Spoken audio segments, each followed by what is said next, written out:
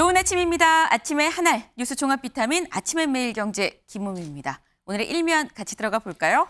먼저 매일경제입니다. 내년 3월부터 신생아 특공, 신생아 특별 공급이 시작이 된다. 이게 무슨 얘기야 싶으실 수 있는데 공공 민간 아파트 청약 때 신생아 아기를 낳을 계획이 있거나 방금 낳았거나 좀 전 낳았거나 그러면 특별 공급 대상이 된다라는 건데요. 여기 밑줄을 좀 보겠습니다.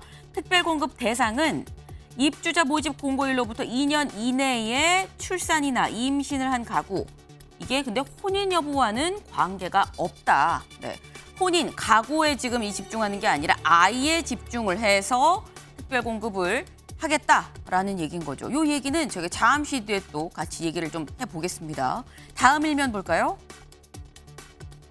한국일보입니다. 내년 657조 짠물 예산, 선거용은 줄이고요. 약자 복지는 늘렸다라는 겁니다.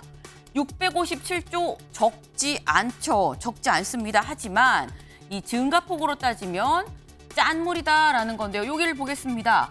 2005년 이후 최소폭 2.8%가 증가했다라는 건데 요 예산 얘기 저희가 어떻게 좀 짜였는지도 잠시 뒤에 좀 얘기를 해보겠습니다. 관련해서 다음 기사를 좀 같이 보겠습니다. 세계일보 문 정부 푹 빠졌던 재정 만능주의를 배격하겠다. 앞서서 예산 짠물 예산이다라는 얘기가 나왔죠. 윤 대통령 예산 관련해서 이렇게 얘기를 했습니다. 문재인 정부, 전 정부 때 빠졌던 재정 만능주의를 배격해야 된다. 이런 기조에서 지금 짠물 예산이 지금 짜여졌다라는 건데요. 다음 기사도 좀 이어서 보겠습니다. 이렇게 짜여진 예산, 여기에서 경향신문입니다. 경찰 1인 1총기 내년부터 지급, 범죄 대응 예산은 올해보다 4배가 늘었다라고 합니다. 짠물 예산이지만 범죄 대응 예산은 4배가 늘었다라는 건데 경찰의 1인 1총기, 요 얘기도 잠시 뒤에 좀 같이 좀 해보겠습니다. 다음 일면 볼까요? 조선일보입니다. 26년 방치된 사형시설, 한동훈 장관 점검하라 라고 지시를 내렸다고 합니다. 현재 우리나라 사형제가 있습니다. 하지만 사형 집행은 26년째 하지 않고 있죠. 그런데 이걸 점검해봐라 라고 얘기를 했다는 거, 그럼 사형을 집행하는 건가라는 생각이 드는데 여길 좀 보겠습니다. 법무부 관계자는 한 장관이 사형제가 존치되는 상황에서 이 법 집행 시설이 적정하게 유지 관리돼야 한다는 취지로 지시를 내린 걸로 안다라고 밝혔다. 다시 말해서 사형 집행을 하려고 한다라는 거로 나아가는 건 좀 멀리 갔다라는 취지로 지금 얘기를 했는데 일단 26년 동안 방치돼 있던 걸 다시 점검한다는 건 새로운 메시지로 이길 가능성이 충분히 좀 있어 보입니다. 다음 일면 볼까요? 다음 국민일보입니다. 명절 농수산 선물 30만 원까지 가능하다.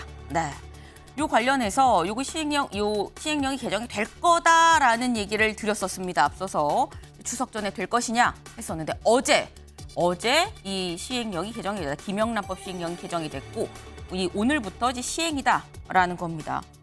30만 원까지, 원래 평소에는 한 10만 원까지였었는데 명절에는 2배가 가능해서 20만 원까지 허용이 됐었거든요. 근데 이게 15만 원까지로 올라가면서 명절에는 30만 원까지도 가능하다. 내수 진작 효과를 좀 기대를 해봅니다. 다음 사진 기사 볼까요?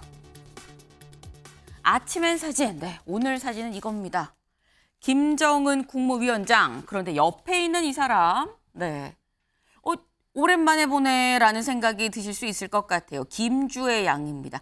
김정은 위원장의 딸이죠. 한동안 보이지 않았습니다. 지난 5월쯤에 연이어서 계속 노출이 됐었다가 보이지 않다가 이번에 다시 등장을 했는데 이 북한 노동신문에 어제 보도된 사진입니다. 이게 어제 북한 해군절이었는데 이 해군절을 맞아서 해군 사령부를 방문한 모습, 약 한 100일 만에 지금 등장을 했다고 하는데 이 자리에서 김정은 이 위원장이 이렇게 또 얘기를 했다고 하죠. 최근 이 캠프 데이비드에서 한미일 정상 셋이 만났는데 이 한미일 정상은 깡패다라고 또 막말을 했다고 합니다. 상당히 일단 심기가 좀 불편한 것 같다. 불편한 심기에 그럼 딸을 왜 데리고 나왔는지 해석이 좀 분분할 것 같네요. 저희 아침의 매일경제 뉴스 종합 비타민 TV로 크게 보시다가요. 궁금한 점은 유튜브 댓글로 남겨주시면 같이 얘기를 좀 해보겠습니다. 오늘 함께해 주실 분들 소개합니다. 안녕하세요.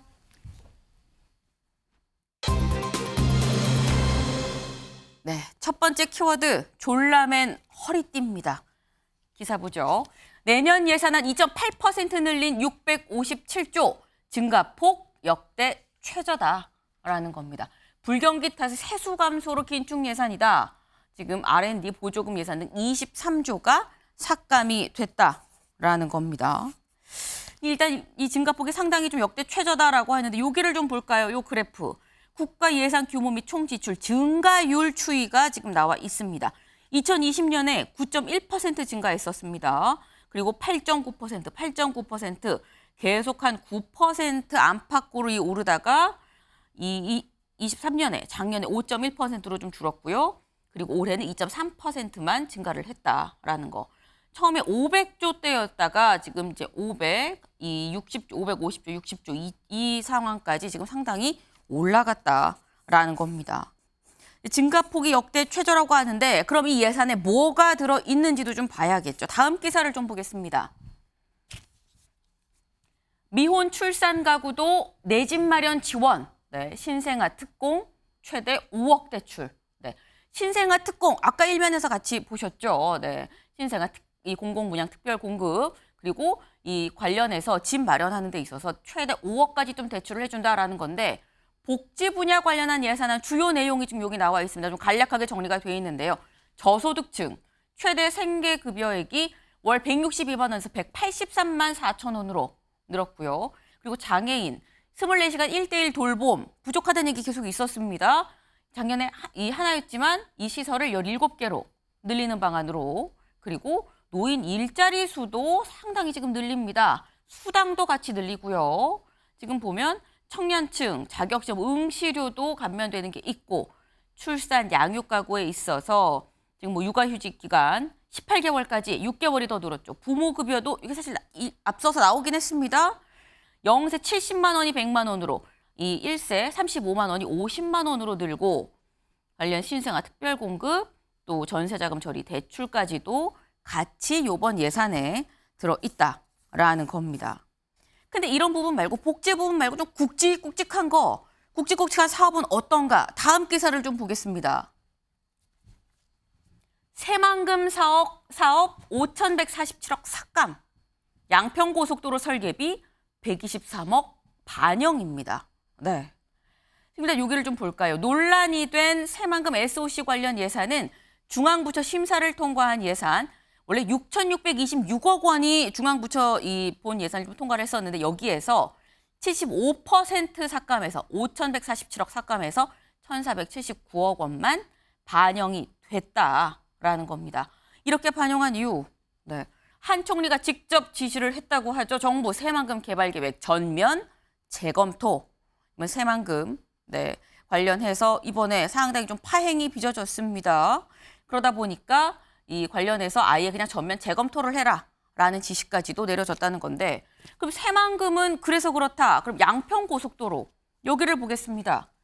특혜 공방으로 중단됐던 서울 양평고속도로 설계비 123억 원은 국토교통부의 내년 예산안에 포함이 됐다. 포함이 됐습니다.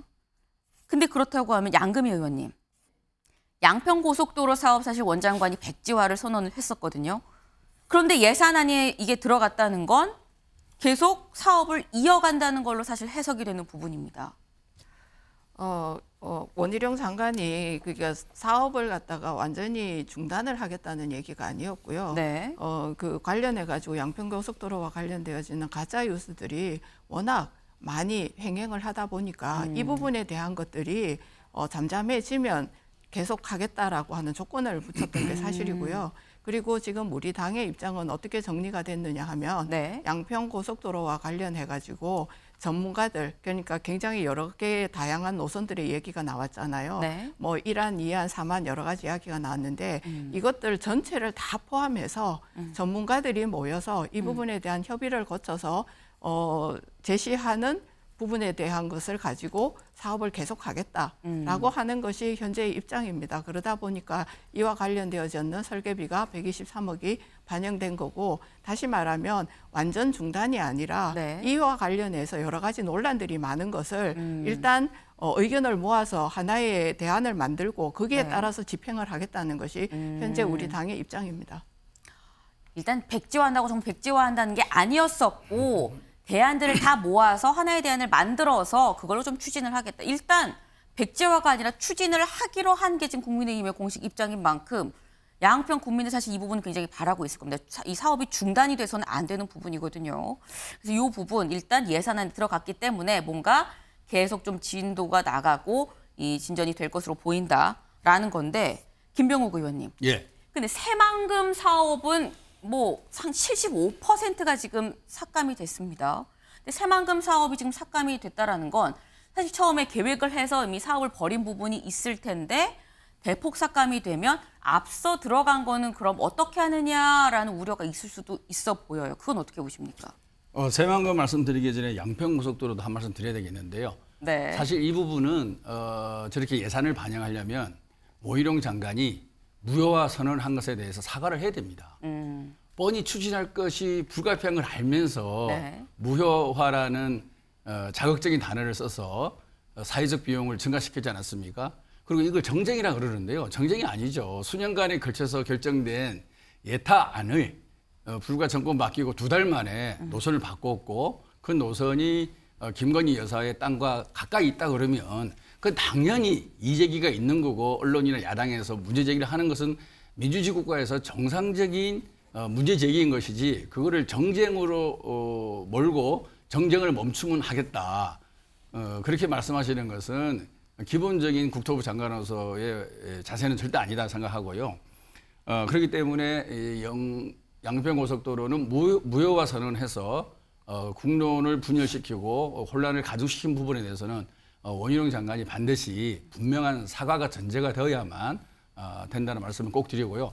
이 새만금 문제도 그렇습니다. 이게 예산을 75% 삭감했거든요. 네.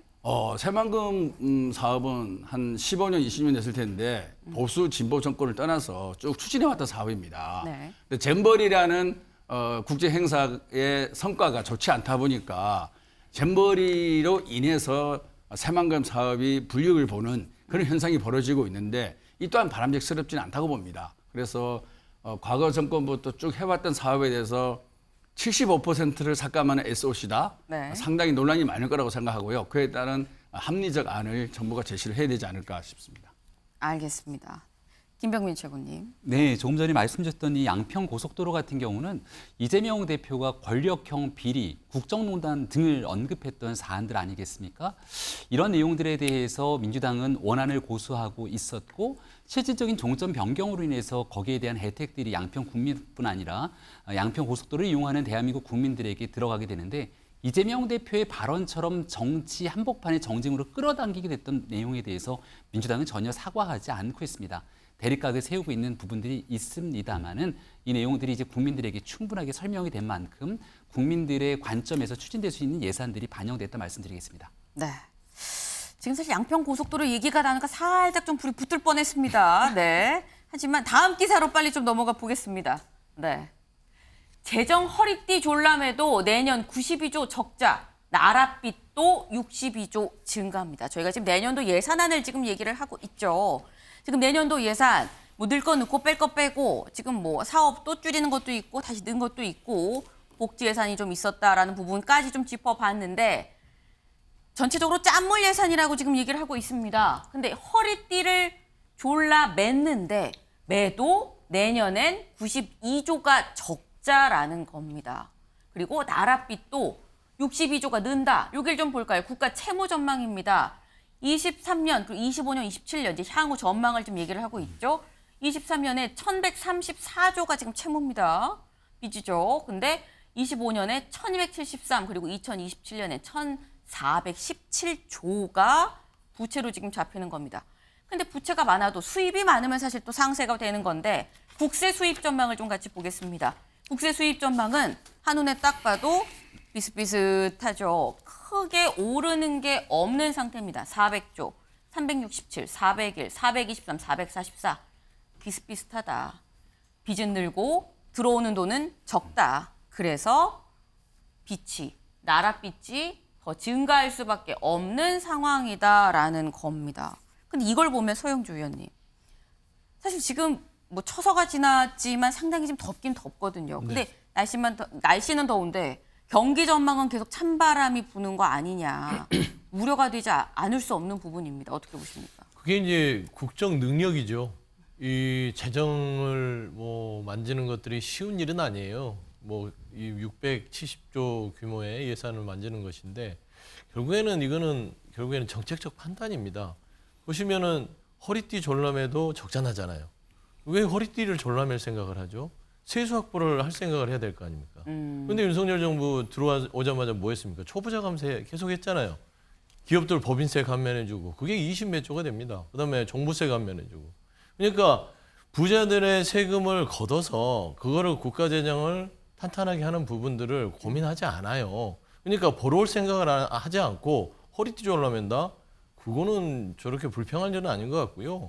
근데 나라빚 증가 부분들 이거는 세계적 추세입니다. 지금 현재 이제 경제적인 부분들이 어렵다 보니까 나라빚의 부채가 증가하는 거는 세계적 추세긴 하지만 중요한 거 말씀드리면 좀 돈을 많이 버는 분들, 그다음에 많이 있는 세수를 확보할 수 있는 것들 이런 것들을 좀 확보를 해서 세수 확보에 대해 신경 써야지 저렇게 푸념하고 전 정부 탓하고 할 때가 아니다. 그래서 결국에는 이제 재정 부분은 국가 운영 능력으로 뭐 판단할 수 있다. 그래 보고 싶습니다. 아, 지금 이렇게 나라빚이 증가하면 건 세수를 확보해야 되는 거 아니냐라고 말씀을 하셨거든요, 양 의원님. 세수 확보에 대해서 방금 말씀하셨는데요. 네. 지금 우리나라에서 경제에 있어서 가장 큰 문제점이 뭐냐면 경제의 체질을 개선해야 되는 것입니다. 그리고 또한 동시에 성장 잠재력을 키워야 되는 부분들이 있습니다. 그리고 아까 초부자 감세라고 얘기를 했는데 그거는 사실의 관계에 맞지 않고요. 반도체 산업과 관련해서 산업을 생태계를 활성화하기 위한 방안으로 만들어진 것이라는 걸 먼저 말씀드리고 싶고요. 그다음에 재정 확대의 문제가 지금 1년에 우리나라 그 재정의 적자로 인해서 들어가는 이자가 20조 원에 달합니다. 그런데 이것들은 반드시 미래 세대로부터 저희가 돈을 빌려다 쓰는 거거든요. 네. 이런 부분은 줄여야 되는 것이 당연한 일입니다. 그러한 일이기 때문에 재정의 문제, 우리도 내년에 총선이 있기 때문에 재정 확대해서 이렇게 돈 풀면 뭐 좋죠. 그럼에도 불구하고 이런 일을 하는 거는 미래 세대와 성장 잠재력을 키우기 위한 경제의 체질을 바꾸는 그러한 지점에 있다는 걸 먼저 말씀드리겠습니다. 네, 체질 개선을 위한 부분이다라는 말씀을 또 주셨습니다.